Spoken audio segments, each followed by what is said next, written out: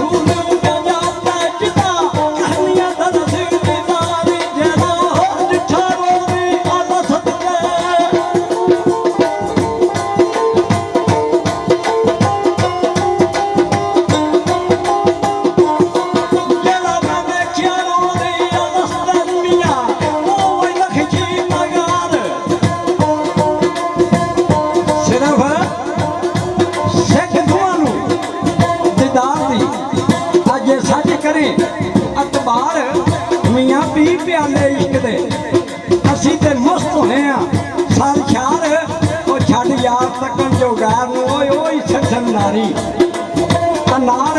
वे जदों वड़िया सी मस्जिद आन के मैं ते वेख होइयां बलिहार और दिल बड़ा कीता मैं यार दा नित पानी पीनी आ वार वे मैं ते बाग दे लाखां दे नबे आ यूसुफ खड़ा बाजार मन पानी पानी करदा वे मेरा इहो ही बानी बात की आख्या है।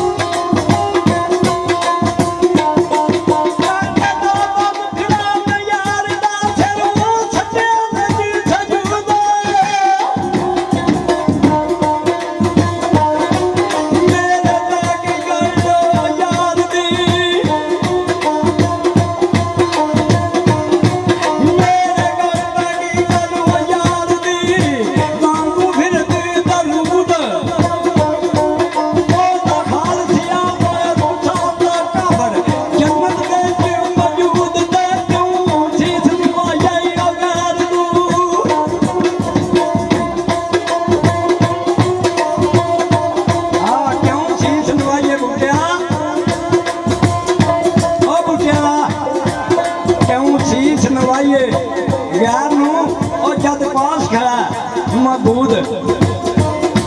ये गल् हुई ने मियाँ लाजवाब हो गया। उन्हें जाके साहबा की मां को आख्या होश करी चितराणीए नी तेनों जे इज्जत की लोड़ और साहबा राह केड़े भी जाती है नी उन्होंने रोंग लै तू मोड़ वो खल तुहाडा दोतरा को है बड़ा अनमोल। उन्हें आख्या जी कुड़ी पढ़ के आती है मैं उन्हें पुछ लेंदी उधर साहबा तो मिलता मस्जिद आपे कौल तकरार करते हैं मिलता प्यादा नहीं साहबा अज तो नंगी हो गई है आ गल नहीं मैनू दसदा ही पाते आ वंडड़ा नहीं जिवें सच्ची नूं मारू हल बेजवाब